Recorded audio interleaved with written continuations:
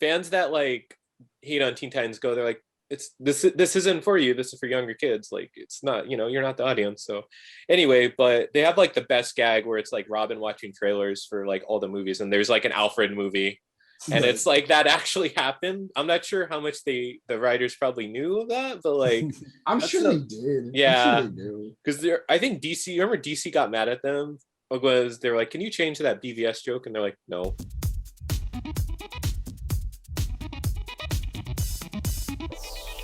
Hey guys, how you doing? This is Gina Versa from another episode of Serving Up Comics, and this is like I guess like a bonus episode because we're talking the Falcon and the Winter Soldier finale. The show's name might have changed at the end, but go into that. But joining with me, as always, is my co-host Nick Valero. Hey, how's it going, man? Nick, how are you doing? Doing pretty well. Gotta watch Mortal Kombat last night. So. Oh, I saw that. Yeah. What was it? I know everybody got to see Mortal Kombat last night, but I went to the IMAX to go check it out. And I have to admit, it's probably better in IMAX. It's probably better. Probably, yeah. I mean, I think I wrote a review of that movie where this movie is dumb as fuck, but it was very fun and I had a good time with it. Yeah. I mean, it's Mortal Kombat. I mean, what are you expecting? Yeah, I mean, I'm not expecting the next Citizen Kane. Yeah, exactly. Yeah. Well, it has a four-armed creature that rips people in half. I don't know what you're expecting. Yeah. And I don't know what anyone was expecting either, but I had a good time.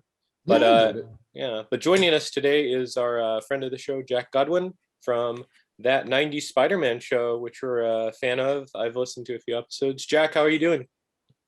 I'm doing good, although I'm super jealous now because in the UK we don't have Mortal Kombat yet, and we don't have HBO Max. Oh, I'm sorry. So I'm dying because I would love to see some, fatalities, but I think I have to wait a month or something. There's a lot of fatalities. There are a lot of fatalities in the movie. Yeah, it's pretty cool. They do it very well. But yeah, man. You guys are lucky though, because my brother is a huge James Bond fan, and I think you guys get James Bond first, right? Yeah, it's weird. We always get James Bond first, but randomly enough, I remember we got. I'm pretty sure we got Captain America's Civil War like a week before you guys. Sometimes that always threw me for a loop, but like some of the Marvel movies come out like a week earlier here for some reason. Interesting. Yeah, no, that's That is crazy. Yeah, I don't know like how like release dates and like scheduling work. Like that's a really like interesting thing to like if anyone knows like the secrets of that one day, like why certain movies come out, but but then like Tenet like threw all that off, so what a crazy release that was. But anyway, let's not get into Tenet. Yeah, let's just talk a little bit about your show, Jack. What can you tell like audiences that haven't listened to it? Any like listeners?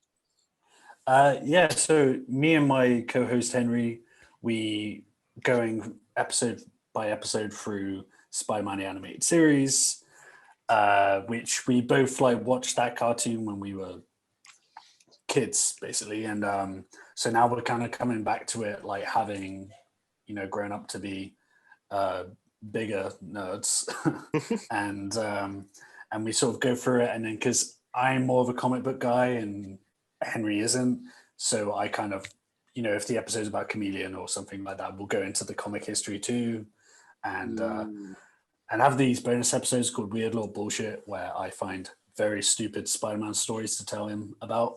And most of the time he doesn't believe me that they're true. Oh wow. Like really like deep cuts, like I'm trying to think of like something like the Marvel Method or something. Well, I think like I think the most recent one we did was Big Wheel. Okay. Oh my gosh. What about that kind of thing? What about the Amazing Bagman? I would love to do that. I think I try and surprise Henry though. And the Amazing Bagman is known, I think, to some people just through the games. Right. Yeah. PS1 games like that. Yeah. People I don't know like what like a non-comic reader thinks of Bagman, because it's like They're like, oh, this is funny. Like someone did this as like a joke. It's like, no, that was from an issue from a where he comic. like, yeah, it's from a comic. He loses his like costume because the symbiote. Yeah, I mean that's the issue a lot of the time because Henry makes a joke, and then I say, no, that actually happened though, and he's like, I can't joke about this. Comics are too weird. Yeah. Yeah, because I think it has like this great moment in the comic book where what was it?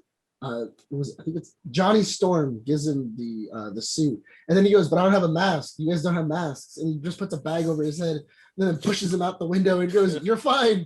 And then as he's slinging away, it has a "kick me" sign on his back that Johnny has put on his back. And that's I love. That's why I want a Fantastic Four in the MCU, just to see that. Just to see Bagman. Spider-Man. Yeah, that would be great. Johnny Storm, best friends. Johnny Storm. But I have a question for you, Jack. I don't know if you talked about this on the podcast. Correct me if I'm wrong, but because you were talking about kind of like these trivia, like why doesn't Spider-Man punch anyone in the animated show? I think there's a lot of weird stuff about censorship in that show. I don't know if it's like it's the 90s. It's the 90s maybe. Yeah, because he could kick. So there's a lot of weird things like that. Yeah, he can kick. He does a lot of jumping on people. I think it's a bit of a weird line because I'm pretty sure villains are allowed to do it. And there was a Daredevil episode where Daredevil was kicking all kinds of ass, and Spider-Man normally just gets his ass kicked and wakes people up. If only I could punch you. I mean, it's wild because apparently, like, you know, the Sinister Six in that show, they're called the Insidious Six. Yes. Because apparently Sinister was like too hardcore a word or something. It's censorship. So they got rid of it for censorship, and you're like, oh, okay, really? Censorship is very strange in kids' cartoons because it's like Teen Titans, like they don't call him Deathstroke, they called him Slade. Yeah. And it's there's a big thing in a lot of these shows with saying destroy and things like that. So kill. We actually got into that ourselves, Gene, when we started talking about Batman the Animated Series. Yes. Because Batman the Animated Series is kind of like the first time when, like, you know, kids' cartoons showed guns, showed violence, showed like the superhero actually punching and, like, you know, kicking some ass. And that's funny because, well, at least in the United States, that aired on the Fox network. And Spider-Man did too, but they never gave Batman like any sort of like notes on censorship. Sorry, I interrupted you, Nick. Well, the thing is that they also owned Batman. They didn't own. It was a licensing deal with Sony Pictures in order to actually do Spider-Man. So it wasn't necessarily just like do whatever it is they wanted. They still had to go through like all of the censoring boards and everything like that. And it's not necessarily theirs. So it's kind of like, oh yeah, like we can make a cartoon about it, but it's nothing else what else we can do and stuff like that. And that's why you have like laser guns and stuff like that. Where Do you remember laser guns? Yeah, but there's like that one gun in the show with like, was it the episode with like Tombstone? And I think it's like Robbie Robertson's son. I forgot his name. Randy. Randy. And he pulls out like this like revolver, and it's like I want to like know like the secret history of like guns in the Spider-Man animated show, because it's like, you know, it's so funny you say that because me and Henry had like a little break from the show for the last like couple of months, but the last episode we recorded is on that episode, and we talk about that gun because we're like, wait, he says it's like an old revolver from a war, but we're like, is it a laser gun though? Like, are there any bullets? Like, does he just have a laser gun in his drawer? Like, maybe like there was like some like universal gun control band, and like they like, it's like the Simpsons, they melt all the guns. Like that one, that Treehouse of Horrors, and that's like the in-war explanation. But like Robbie kept like a gun, maybe, you know. I have no idea because that's so strange. But I would recommend any listeners to check out that '90s Spider-Man show, and it's a great listen. We got our friend. We'll do a shout out to our friend Bobby Moss. He's a big fan of your show, so definitely have to. What was it? I remember growing up to that Spider-Man show, which was always really weird because they would show that, and then they would show Batman the Animated Series, and I was like, why do I this doesn't feel like the same. This is Yeah. this is Yeah. completely different. Yeah, Yeah, I mean, I do love Spider-Man the animated series. Obviously, I have a podcast about Podcast. it. But Batman the animated series, that's just like yeah, that's just the king, right? Like It there's nothing. is. Yeah, exactly. it's the top of the mountain. It's the top Yeah. of the mountain. We're they got on away with this- so much stuff. yeah. They got away with so much stuff. Yeah, I know. Yeah, this episode we're taking a little bit of a break from our recap, but any listeners definitely check out our previous Batman the animated series recaps. They're pretty fun. Yeah, in Serving Up Comics. But just moving along, any comics that anyone's been reading that they wanna throw out there that anyone would want to check out? Jack, if you want to go first. Sure. I've actually I've been reading, like, I tell you what, the last couple of years I've gone a bit crazy with Marvel Unlimited. Oh, nice. Okay, that's a fun one. And yeah, so I basically read every Spider-Man title in the 20th century now, which Okay. once you get to the 90s, it kind of explodes. Oh into my like god! After the 400 Clone Saga, titles. yeah. After the Clone it gets Saga, yeah. very confusing stuff. Yeah. But what I've been going back to now is like a lot of the older like Marvel team up comics, which Okay. 99% of them have Spider-Man in them. Yeah. I've been reading those because they're so much fun, and it's such a wild era of comics Yeah. in the 70s, and every issue is obviously a different team up, but Yes. Are it's you? just so much fun because there's Yeah. just wild stuff. Like I read one the other day where Spider-Man went back in time with Vision and Scarlet Witch, and they got involved in the Salem witch trials. Oh my And god! it's like, and then the next issue, like there's a volcano in New York. Yeah, It's mental. such nonsense. Those are like, I love those titles to death, but they're such nonsense. Are you reading? You're reading Marvel Team Up. Are you also reading Marvel 2-in-1? Because I think that's a little bit better. I've read some of them, but I think Marvel Unlimited is a bit weird. There's a lot of missing issues, so I think I might missed a few Marvel 2-in-1s, but I've read some of them. Yeah, Yeah. Sometimes there was. good. Yeah. Sometimes those would cross over because there's that Thanos crossover that's really freaking good. I love read that recently actually. Yeah, that one's great. And then but like they're great in their own way, even though they're crazy. And like they could have like really like deep issues, like the episode or the issue with the Thing boxing, like the Universal Champion. Have you read that one? Right. No, I haven't. Oh, no. okay. It inspired that Dexter. If you ever saw Dexter's Laboratory, there's a Dial M for Monkey short that basically just rips off that comic so badly from Gendy Tarakovsky. And it's just like they pull from it, and it's like basically the same plot but with like Monkey. And it's like, man, I guess like like just copying is like the best flattery. So yeah, for sure. And Marvel were all for that too. yeah, definitely. If you also, I'd recommend Super Villain Team Up, which I've talked about on the show. I was rereading, which is a series just on Doctor Doom, teaming up with Namor.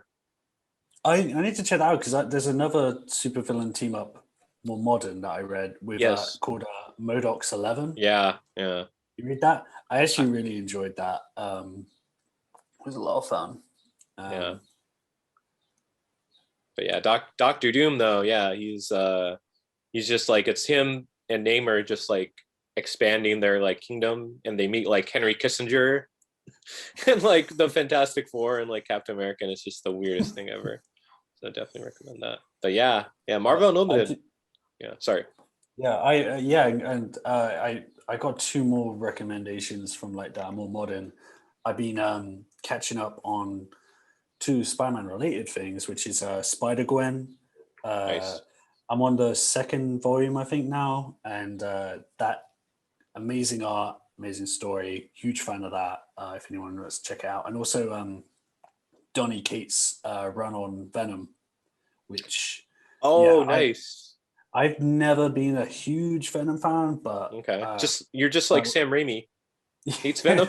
Yeah, but like Donny Cates has made me really like Venom. Done some really cool stuff with the mythos. I'm not completely up to date with it. I'm still like a couple of years back, but it's been really good. Yeah, Nick, I think you were reading The King in Black, or Yeah, I was reading it a while back. oh, okay, yeah, Yeah, that's the end of that run. So no spoilers, but Yeah, that's, I mean, that's I'm Marvel Unlimited is behind as it is, and then I'm right. behind as well. So Yeah, that was the one thing I didn't like about Marvel Unlimited, because Mm. that was the one cool thing about DC, the DC app, was that every Wednesday it's like the new comic. yeah, Unfortunately, it kind of gives you not a reason to go to the comic book store, but it is really cool that you can be up to date, and it does have back issues, which makes Yeah. it a lot easier and stuff like that. yeah, So, definitely. Yeah, I need to finish King in Black because that's such a good run. But I was gonna say, just a little off topic, but like, can you guys believe that like Sam Raimi, like the guy who created Evil Dead, like hates Venom? Like that's like totally up his like horror alley. yeah. That is no, I get it. Like, is it I- because like it's so similar to a Deadite? He's like, no, I don't want to do this. mm. Yeah, I mean, I feel like it's kind of like I've already done it. Yeah. And Venom is, I- it's just something possessing something. Yeah. Mm. Correct me if I'm wrong, Jack, but I want to say I think the reason he doesn't like it is because that was past his era of comics, because he probably read like 60s, 70s and probably dipped out in the 80s. And Venom's Yeah. like 88, I think. Yeah, those Raimi Spider-Man films are like very like influenced by like the 60s and 70s, I Mhm. think. And I also think there's something with you could tell with like stuff like Sandman, like he very much like he was going for like the emotional connection first. And I think like Venom, like love him or hate him, like a lot of it is to do with like this edgy like revenge and like Yeah. he's Yeah. talking about eating brains and Mhm.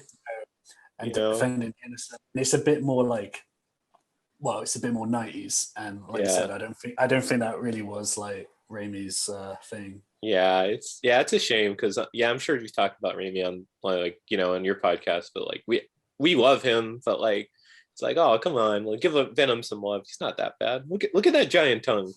Jack, I'm telling you, if you ever want to like just like trip out your co-host, I think one of these days you need to have him watch an episode of the Japanese Spider-Man. Oh god. Man, And Oh, just sit him I would love down and just I go would like, love oh, to. this is also Spider-Man. Yeah, oh my god. Because they referenced that in the 90s cartoon They do. They reference it like Oh. twice. in They the re- Clone Wars Yeah. finale. Right, yeah. Oh man, yeah. And it also comes up in the Spider-Verse, one of the Spider-Verse events. Oh, in the that's- comics Yeah. as well. Like Yeah, that's they right. bring him in a really cool way. Dude, the 90s cartoon did Spider-Verse before Spider-Verse with that finale. They Yeah, actually for did sure. Madam Web. They did Mhm. Madam Web and everything Yeah. like that. I heard That's- there was that- going to be a Madam Web movie, which is, I mean, Wow. that can't Knowing be happening. Sony, they're probably planning it with their like They- these are like incompetent people. Of course, there was an Aunt May spinoff planned. Bring in. Do you remember that? Yeah. Oh god, like when that I- leaked, I was just like so cringing. I have a question for Yeah. the Aunt May spinoff. Was it just gonna be like Freedom Riders, where it's just Aunt May and she's just trying to help the community? Is that basically it? I think her I nephew don't- was just Spider-Man, and she's just like, Yeah. oh, plus this. I don't know. I had a weird feeling because I know he's like such a controversial writer, but like I feel like it would have been like something like Mark Millar's Trouble, which is such an awful comic. I'm not sure. Do you know that comic, Jack? Because it's just No, like I'm not sure. oh, it's I have my opinions on Mark Miller though. oh okay. I know. Yeah, I don't want to like speak over my turn, but like yeah, like that's just it's a comic about like it's like a secret history of like Peter Parker where he's like actually Aunt May's child, and it's just like oh my god, like Oh right.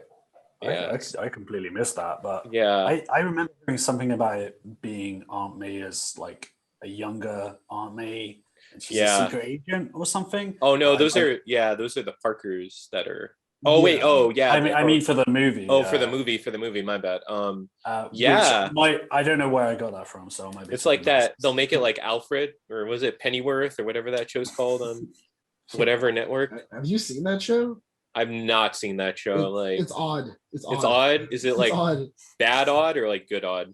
It's like a show that wants to be Peaky Blinders, but they still have to work within the constraints of Batman. So they're also putting like Easter eggs of like these may be villains sometime down the line, and then it's like why? Yeah. Like why are we doing this? Yeah. Did you guys see Teen Titans Go to the movies? That's yes.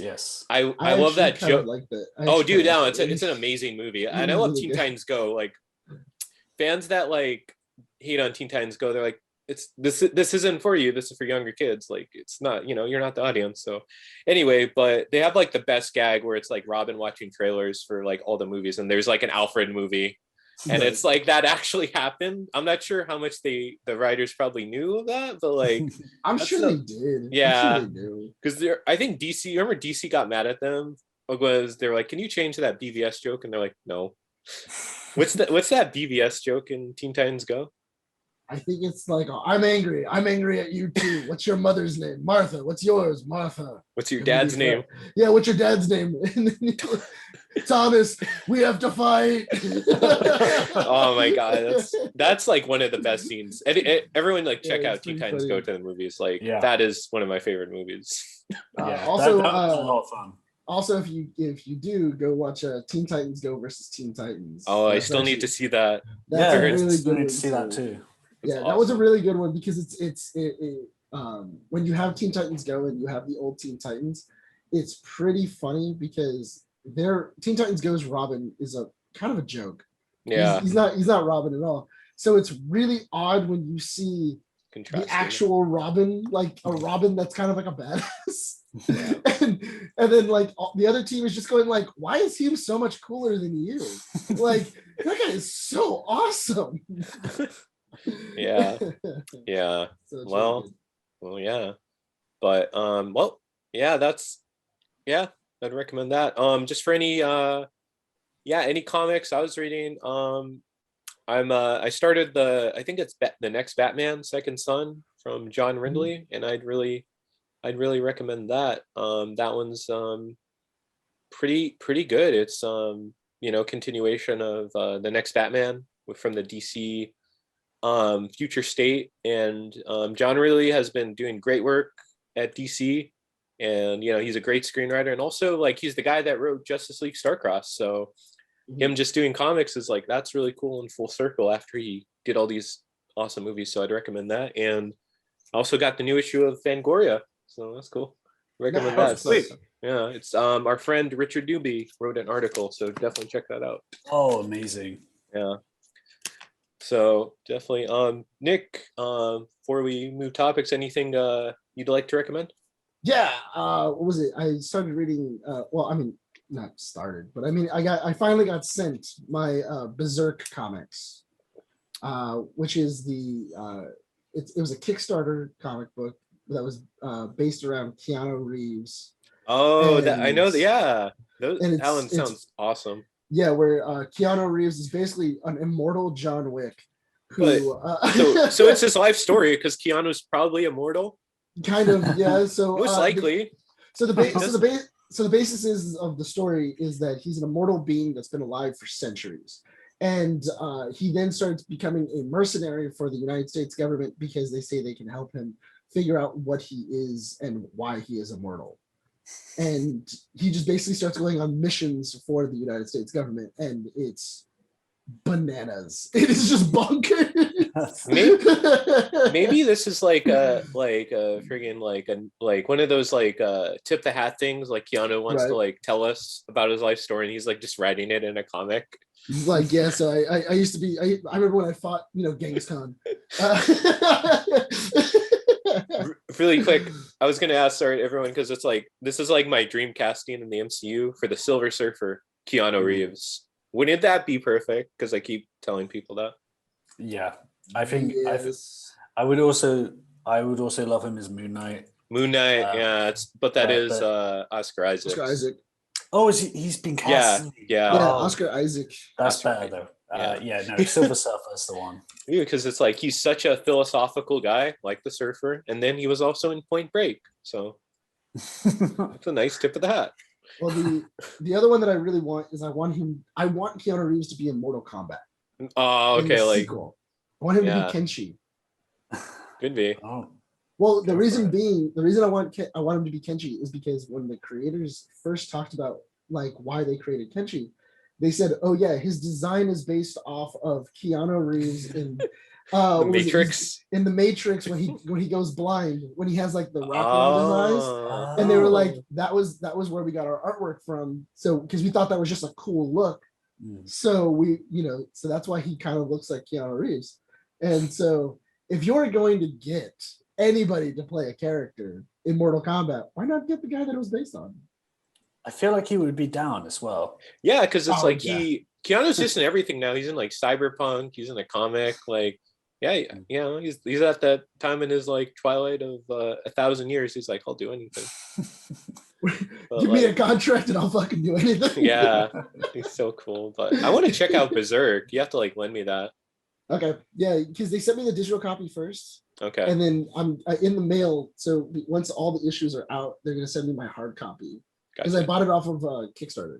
Gotcha. I hope to find the Kickstarter. I gave him $70. Definitely check that out. But yeah, so we're talking Captain America, which is the theme of Falcon and the Winter Soldier, just the shield and the iconography. But before we talk spoilers for the finale, why is the character so important to you, just in the comics and everything, and just seeing seeing what's happening with the character? I guess like currently now. Anyone want to go first? Yeah, I mean, the Captain America is an interesting character just because of the idea that over the years he's been kind of like an identity for the American spirit. Yeah. What's good in the world, and what's good in why America does the things it does, and stuff like that. It's always going for truth, justice, and everything else. And it's really interesting because it's also, whenever I feel like Marvel Comics feels like America itself has kind of lost its own path. Yeah. It seems to also do the same thing with Captain America, where where he starts to question the things that he's standing for. Yeah, it really reflects the times, because it's like, what's that? There's one story arc where he basically uncovers Watergate. Yeah, he uncovers like Nixon is I forgot what villain, but like and then he gives up being Captain America and becomes Nomad. It's interesting where it's like sometimes and the character, even though like kind of like Jack Kirby created him, Jack Kirby and Joe Simon created him to kind of be this kind of like, I don't know if it's like propaganda, but like just a little bit of like reflecting the war times. But he's like Batman, where when Batman came out, he wasn't like, he kind of killed and used a gun, but over the years the writers like developed like the spirit of the character, and like Cap really has like, he's not it's not a jingoistic character. He's not like overly like he's not about like being like oblivious to like current issues. Like he's a very like reflective character of like its time and trying to be a good person and like a moral sort of center, I would say. Yeah, he's always kind of like your moral high ground. Yeah. And that's kind of always the cool thing. Where, a lot of the times if he doesn't, and the cool thing is that when he doesn't agree with a character, he usually makes it known. Yeah. He usually makes a big stink about it and goes like, you're wrong, and I'm going to stand in your way. Yeah. Yeah. And you can see that in like Civil War. You can see that in a couple other comics. And Captain America, and the shield is just iconic. Yeah, I love the shield. He knocked out Hitler, for God's sake. Yeah, exactly. Yeah, Captain America is probably anti-fascist. Oh, well, he also punched Hitler in the jaw before America were even in the war. Yes, that is correct. Yeah, like I think the first issue is like 1938 or 1939. It's before Pearl Harbor. Yeah, so it's before Pearl Harbor. So yeah, like they were really like ahead of its time. Yeah. Any thoughts you have, Jack? Yeah, I read a lot of the Ed Brubaker run. Nice. Which I absolutely adore, but I haven't read any of the early stuff.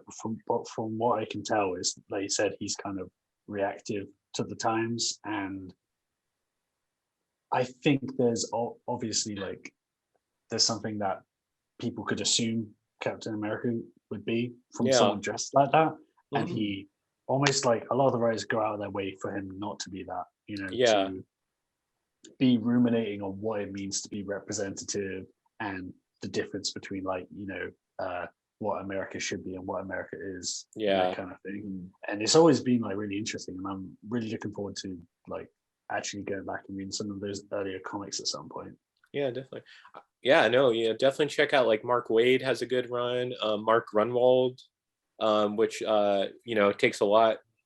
The show takes a lot from with John Walker and everything, and yeah, it's a very 80s comic, but it really has like a good like moral center, and it's like Mark Grunwald was just like a really good person, like because we could get into like stuff later, but yeah, he was like one of the like he listened when people had not fair critiques about how he handled some characters. Like he was a good guy.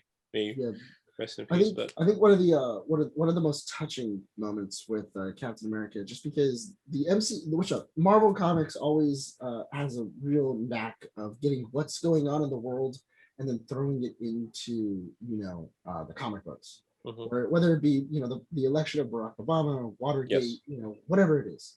And I really did appreciate the idea that when 9/11 happened, they had an issue about like the heroes of the Marvel universe go to help. That was the Spider-Man issue. Did you ever read that?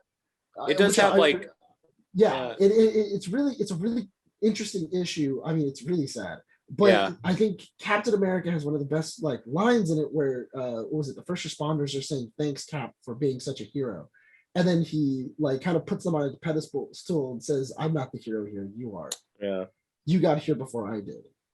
And like really said like like these are the true heroes of the day, like we're just here to help after the situation. We wish we could have done more. And it's a really passionate and interesting like way that Marvel Comics is like, please respect the first responders. Definitely. Really quick before we go to the next topic, I had a question for Jack before we talk spoilers. How is because I don't know if it's, I guess it's a particular question, like how is Cap seen in like another country? Because I'm really curious, like just kind of like how in the MCU he's become really popular. I'm really like I'll tell you one thing. I remember after the first Avengers movie came out, everyone I knew who wasn't a comic fan thought he was kind of ridiculous. Didn't buy him. Mostly because like I love him in that movie, but he doesn't have as much to do as he might in other movies, action wise. But people like grew to love him until I remember I saw Infinity War in the cinema. One of the best crowds I've had for like an opening night. Nice. And when the train goes by and Steve Rogers appears, literally the whole screen just like applauded. So at some point, people started to really like Captain America. And I think it's so much of it is down to Chris Evans. I think he really got like, they really got that they needed to make Steve Rogers like a humble character. And it makes him so likable in First Avenger onwards that people kind of slowly got brought on board. Yeah, you can't really hate Captain America. Or at least like Steve Rogers, I guess, such a likable guy. Yeah, he's such a likable guy, and he's always trying to do the right thing. And you're always, it's really hard for you to go like, that guy's a jerk. But he's not really. I guess, that's true. I can't, like when he says like, I am Steve Rogers, to Groot, it's just like, it's like, oh, I love this guy. Have you seen what Groot's telling him? Oh yeah, no, you told me. It's can I get some help? And then he's like, just tells him that. It's like poor Groot. Jack, I don't know if you know that in the script when they were going over it, they specifically put Groot's fighting off a bunch of the monsters, and then he looks at Steve Rogers and goes, "Can you give me some help here?" And then Steve Rogers then goes, "I am Steve Rogers," and runs away.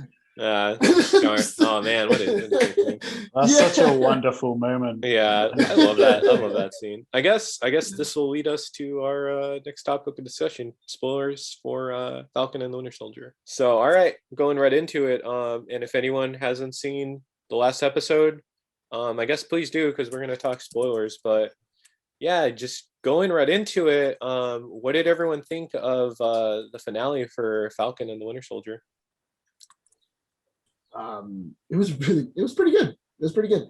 The only thing I was kind of upset about was the Sharon Carter thing, but that's that's something I can keep for the end. Yeah. But overall, I thought the episode was really good. It felt more like two episodes though. It Yeah. felt Yeah. it felt like a final episode, kind of trying to wrap everything up, and then an epilogue of like this is Right. what happens afterwards. Yeah. Because after the Flag Smashers, get defeated, I pushed pause because I was like, how much more of the show is how long is Right. this? Like, Yeah. they defeated the Flag Smashers in like the first like 30 minutes. Like, what's going on? And I saw there was still like another half an hour left, and I went, oh, okay, sure. Yeah. Well, I was gonna say, and I kind of noticed this in WandaVision. I feel like there's this like, I guess for these two shows for Disney Plus, there's like this weird cutoff point where you could see like when COVID happened and like they had to like stop production and restart it, because this episode really feels like really, I liked it. It was good, but like it felt like rushed. Like they were just like, all right, wrap everything up. Like we don't have the money to do like 7 episodes or something. Because like this episode really could have been like 2. Yeah.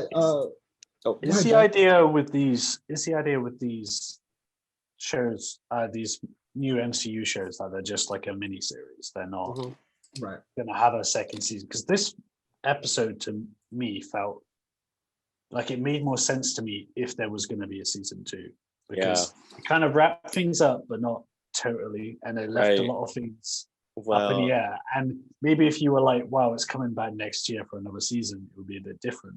But I guess I'm not sure if everyone saw the news because it just dropped yesterday. There is a Captain America 4 with the Falcon.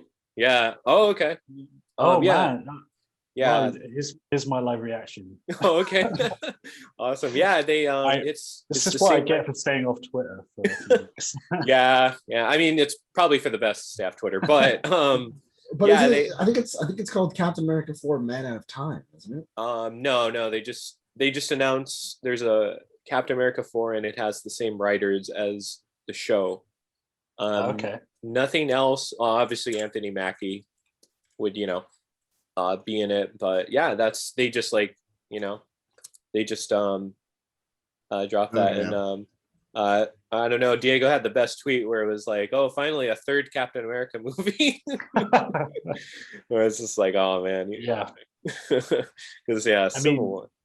It kind of you can see how this series was like putting a lot of pieces into the right spot, right?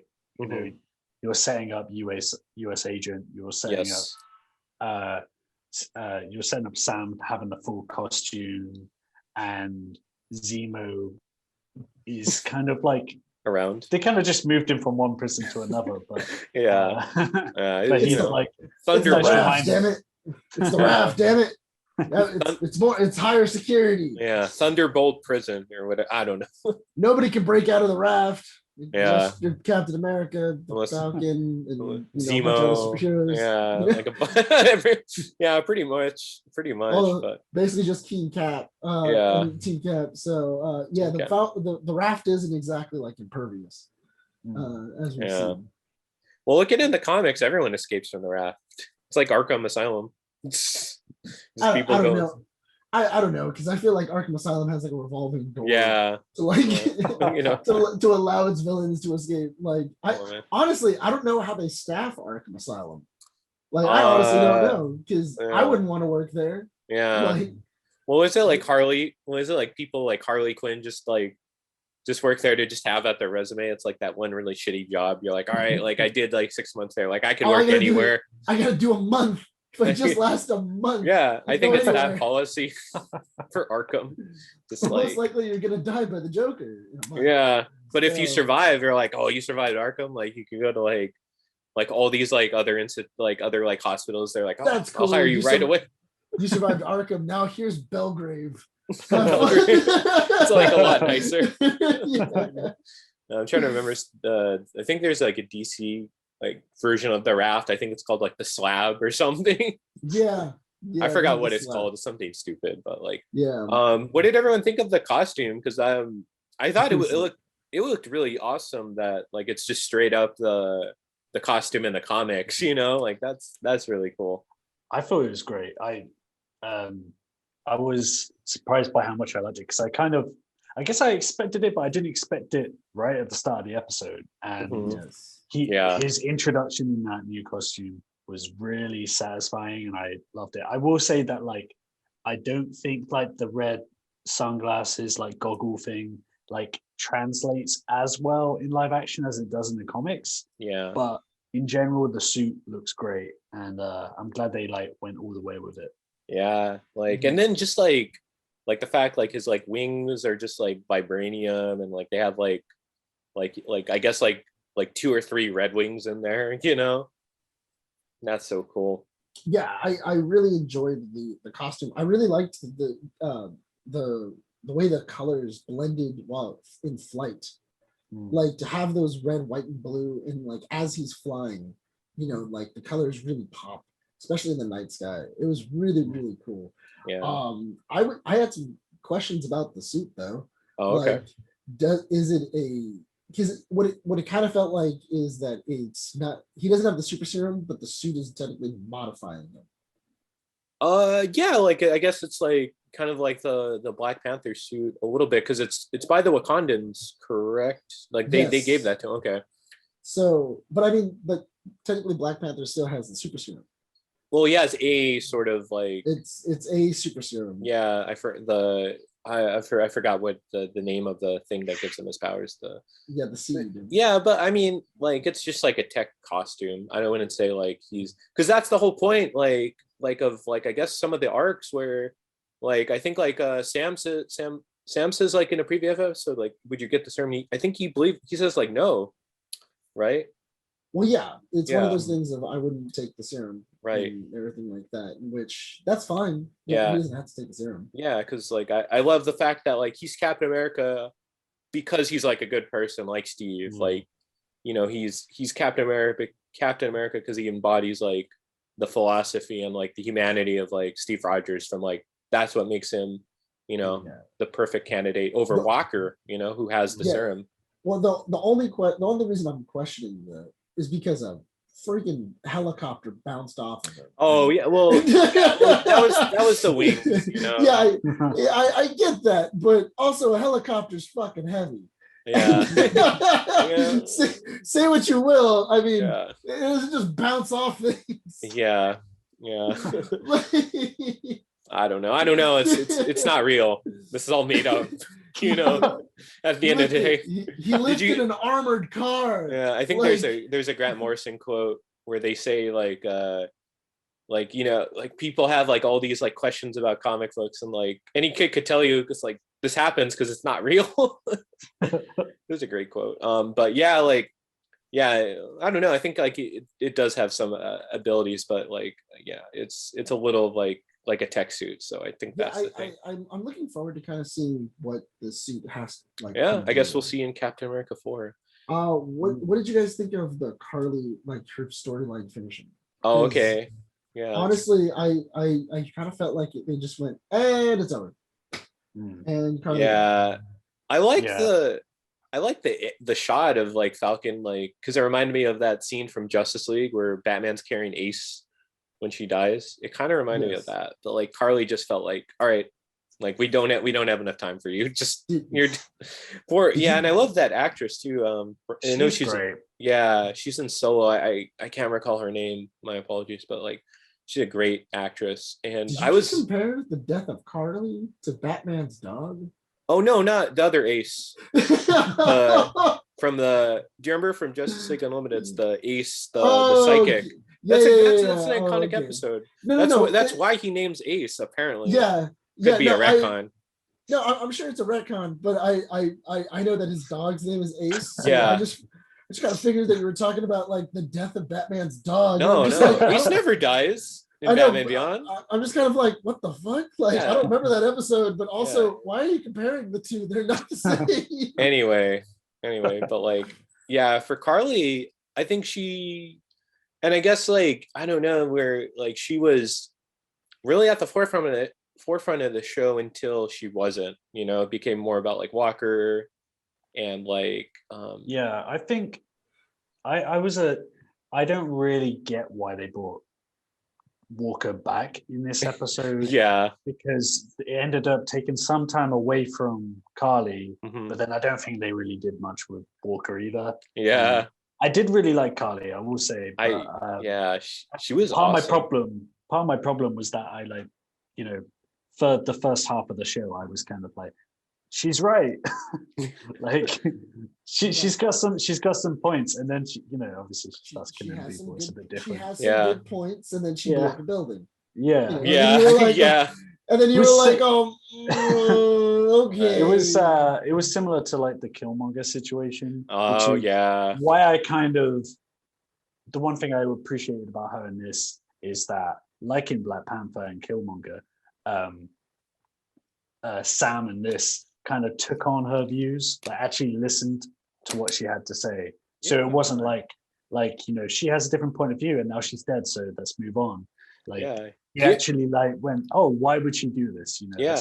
Because it seemed like it really, her death like really affected him, like when he's just like folding her body, like that's just sad, you know. That was like a sad scene. I know it felt like really rushed, but like the somber nature of that scene really carried itself across the episode. Well, the way I kind of the way I'd kind of like taken it as is kind of like if you were a what's it called? If you were kind of like if somebody was doing, you know, something bad or anything like that, and you were their confidant. You were the one person that they were talking to, and and you felt like you could probably steer them down the right path, you know, and then you failed. Like and you know, she was going to make the wrong choice. Yeah. And the only thing that kind of stopped her was that somebody else took her down. Yeah. That was a really touching moment when after Sharon shot her, and then, you know, she's in Sam's arms and she goes, "I'm sorry." Like like if there was any other reason, I probably wouldn't have tried to shoot you. But, yeah. Because I think he got pretty close to talking her down. I think it's episode 4 or 5 before like Walker shows up and just like ruins it, you know. If you don't know, if Walker is not in this show, the series would have ended at episode 5.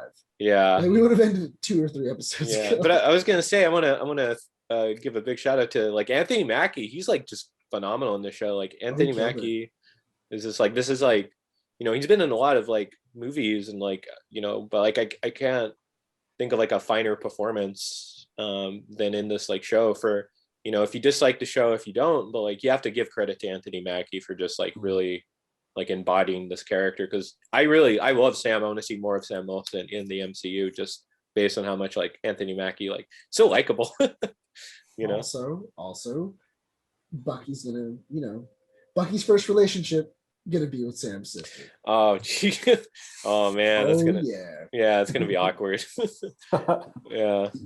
But, I think Anthony Mackie, I'm just glad he got some more time to spend with the character, because I liked him in all these movies, but I remember seeing him in stuff like Hurt Locker and Half Nelson and stuff like that, and being like, who is this guy? This guy's really good. 8 Mile. And then when he turns up in the Cap movies and Avengers and stuff like that, his role just becomes smaller and smaller, and he's there for like a lot. He's charismatic and he's got jokes. But I was, when this show came out, my first thought was like, who is Sam? Like, I don't know who he is in the MCU really. I wanted to know more about him, and I think like they did a good job of like letting him actually explore the character a bit more. Yeah, well, not only that, but also I mean, Marvel gave it one hell of a great, you know, revamp. Because I mean, if you go back to the old Falcon like designs, it's literally him in like a regular Falcon costume. Yeah, it's like like he has like fabric wings and stuff like that, and he's flying, and then he has a pet bird. And and he has Red Wing, and it's just like a pet bird that he can talk to, and it's so like I love so it. It's weird. Yeah, it's so weird, so perfect though, just for Marvel. Yeah, for the comics, for the comics, that's okay. But if they were to actually have translated that Anthony Mackie was to have just like had a bird he talked to, and he was just like he was a guy on a bird outfit. Well, he does talk to Red Wing. Like he tells people like, say hello to Red Wing. Yeah, but he knows it's not a. He knows. I tell you what, it might be the worst idea in the world, but I would have preferred a real bird. Just like a talking bird, like You prefer Yeah, the talking bird? Even if everyone else hated it, I would have loved it. why not? Yeah, like know- there's like a talking raccoon. You know what? I You know? actually wouldn't have been surprised if, because it was originally Stark Tech, I would not have been surprised if it would have been an AI. Mm. Like if Tony would have given it like his own AI, where it's like, oh yeah, like Friday or any of the other days that he had, just so that way like Mackie can talk to somebody and actually have like that dialogue. Yeah. But I suppose he wasn't. It's not like Tony was like paying anyone some checks either. No. So Yeah, Josh, we found that out in an earlier episode. Tony was cheap. Tony he was gave him a place to live, no, but and he paid for all their groceries. yeah, but you need to give you need to like pay people for being like you part of your like Avengers, Super Friends. I don't know.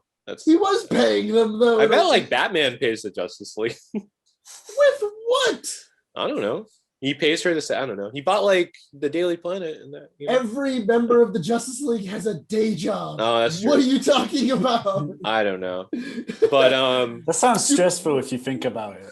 Yeah, like they all have a day job. Like yes, Batman is petty enough where if somebody does find out his secret identity, he then buys their job, then buys their home, and then has sex with their girlfriend. Oh but my God. Besides the point. Oh my God. That's just to teach you a lesson. Oh, don't use X-ray vision on Batman. Yeah, I think like anyway. But what do you guys think of like I guess Walker's fate? I guess is now he's a U.S. agent. Like, well, he kind of had a redemption story. Yeah, where instead of going after vengeance, he realized I need to save people. Like came that's out of nowhere. Yeah. Well, no, it's not necessarily out of nowhere per se. It's more or less he showed up for vengeance. Like that is what he's here for. I'm here to just kill Carly. Yeah, to avenge Lamar. To avenge Lamar. And then when he was given the choice of do I save the people or do I capture the Flag Smashers, he made the right choice and he went to go save the people. Right. And it did, hurt him and stuff like that. But luckily he did make that choice where it's like, okay, maybe he might be a forgivable character. Right. Even though he's a good member of the Thunderbolts. I wasn't a huge fan of the whole redemption thing. I didn't find it that convincing, but I very much liked where they were going with him becoming more and more unstable. And I haven't read like a lot of those comics he was from, but the idea of US agent, right, is that he's very much like he's like Cap if Cap like went over the line a bit, right? Yeah, or like Cap voted for Reagan or something. And he's kind of like Bucky back in the war, right? In the comics. He's like an 80s extreme sort of version of Cap. When Cap steps down, they replace him with US agent and he gets into like some trouble. Yeah. I think it would have been fine if they'd kept him as someone who's like maybe doing what he thinks is the right thing, but he's kind of like an anti-hero. He's killing people, whatever. And I didn't necessarily need them to then bring him and go like, okay, he will make the good decision. He will save people. Because it kind of felt like it was like very sudden after like quite a few episodes of him going over the edge. Yeah. I don't know. It felt like a little rush. I think if they had like one more episode, his arc would have been like more complete. I don't think we would have this like kind of like just he sees something and he's like, wait, you realize he's wrong. So yeah, I don't know. It's just very like I think maybe there was something different that was planned, but I'm wondering because I know that they refocused the show because originally there was a biological disease. Yeah, there was a virus storyline. Yeah, there was a virus storyline that they took out because of COVID because they were like, that's too distasteful. It's a little distasteful because it did talk about like people dying, how they couldn't get vaccines out. It was a real problem, and that was they came up with that before COVID hit. And then after COVID hit, they were just like, that might be a bad taste. So they reworked a lot of the episodes so I don't really know where that storyline might have taken the characters, and also like kind of like their redemption arcs, or going down the line. Yeah. Like some alternate universe, maybe there's like a different version of the show. Maybe, Yeah. where COVID doesn't happen. Yeah. One thing's for sure though, that I really like the US agent costume as well. Oh yeah, that's a good costume. Yeah. You know what? The US agent costume is pretty cool, but I was telling I was telling some friends of mine earlier, I didn't like the room he was in because I couldn't tell that it was black. Because the room was already pretty dark. Some of the lighting in that last episode, actually, just in general, like, I don't know if it was just my TV or something, but like some of the scenes were like really dark. And I found it like wasn't the best lighting to see stuff in anyway. Well, because I think if you would have stepped outside, been in the sun, you would have seen that nice black suit and everything like that. I think that would have been kind of interesting. And not only that, but also because the only reason I knew it was black, I thought it was a dark blue. Originally, I thought it was just like a really dark tint of blue. And then he's like, it's black. And I go, oh, okay. So they just went the full US agent. Okay, that's fine. Yeah.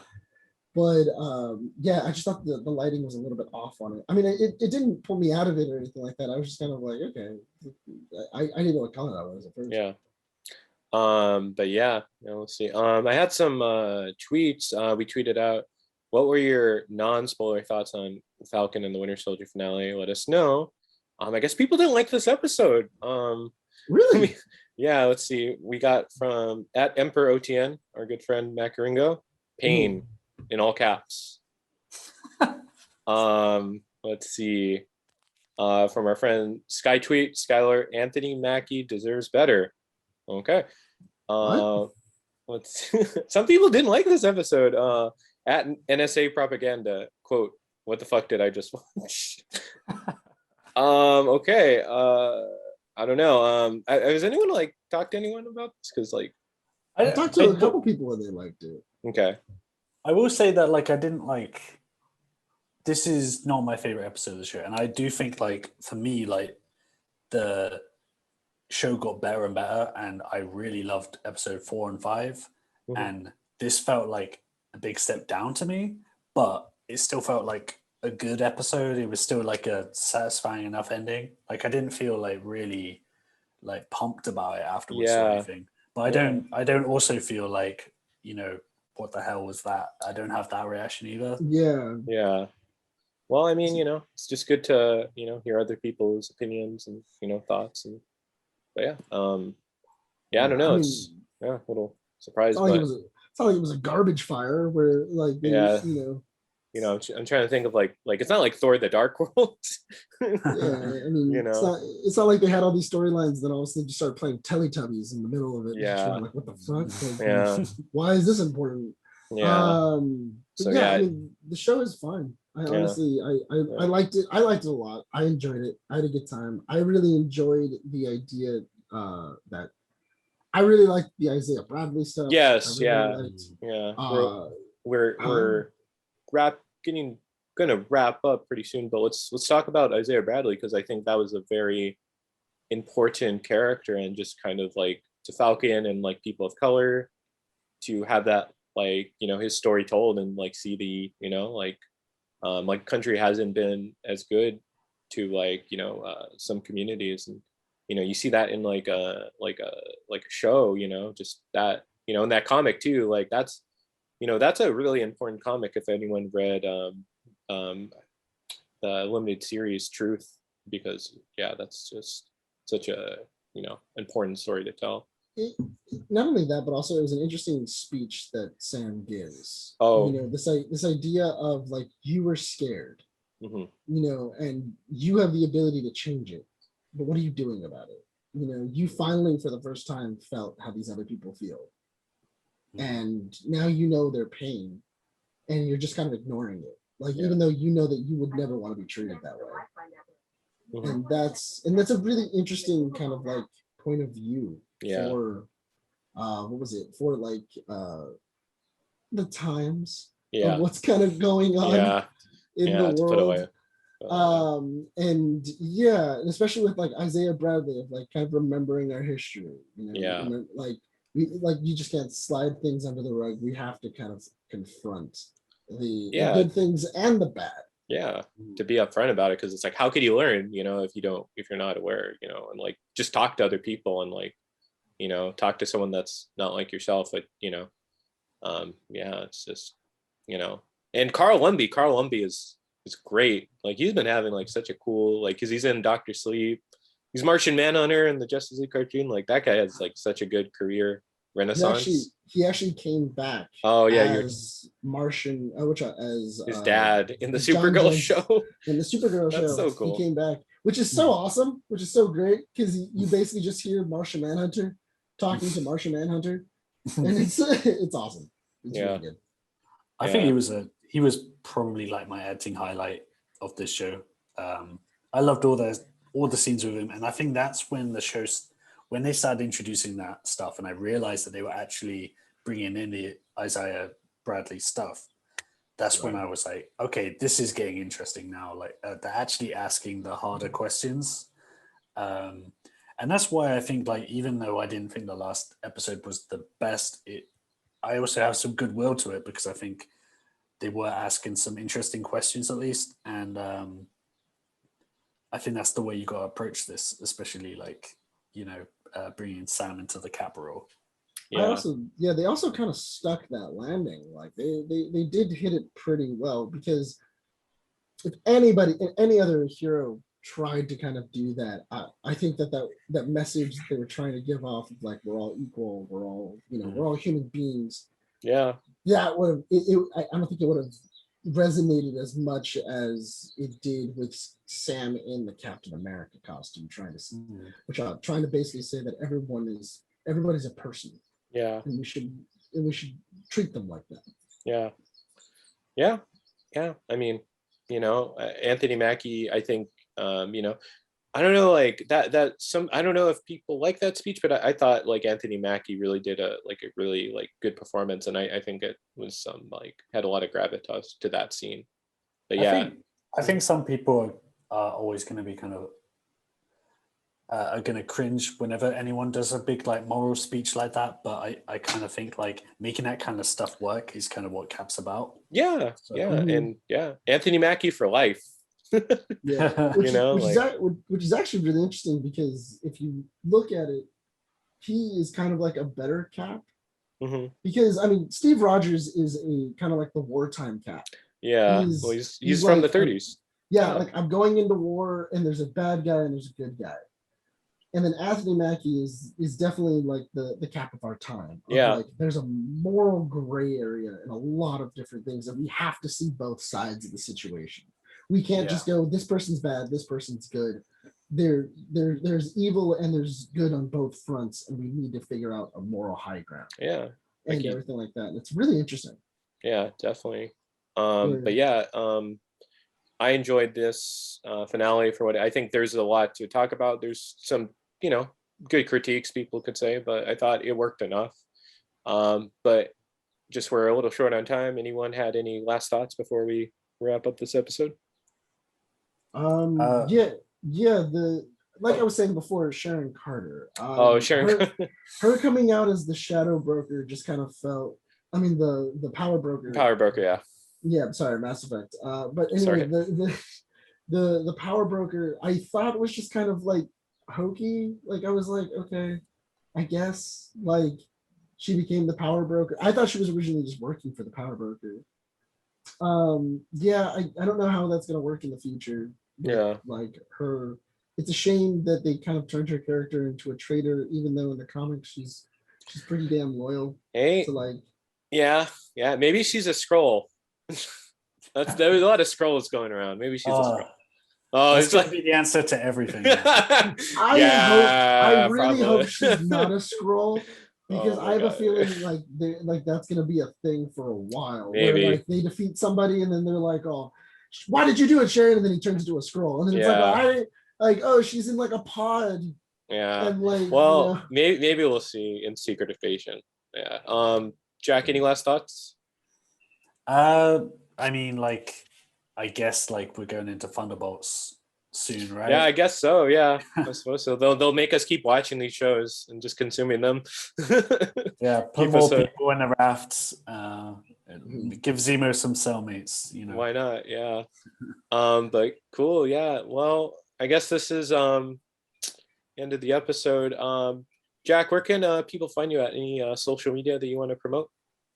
Yeah, sure. I'm at on Twitter at jalexg_, but you can also find our pod on Twitter at that 90s SM show, and the same for Tumblr and Instagram and all that stuff. Where the podcast, That Night Spider-Man Show, it's on all the podcast places. We also have a Patreon, which if you guys want to hear us talk about other stuff, we've got bonus episodes on stuff like the Blade movies and the X-Men movies and stuff like Nice. that. So if anyone wants to check that out, check us out there.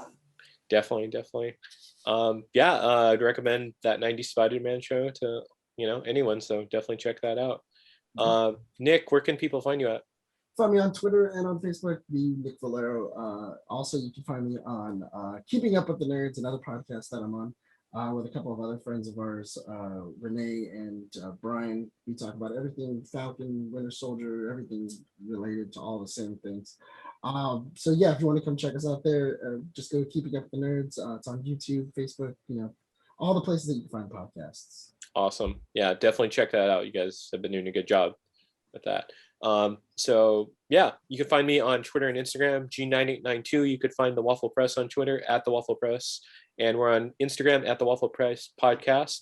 And you could like, share, subscribe on YouTube, SoundCloud, iTunes, and Spotify, and Patreon. Find something you like, find something you don't like, subscribe anyway. Thanks for listening. Thanks for watching. We've been Professionally Unprofessional.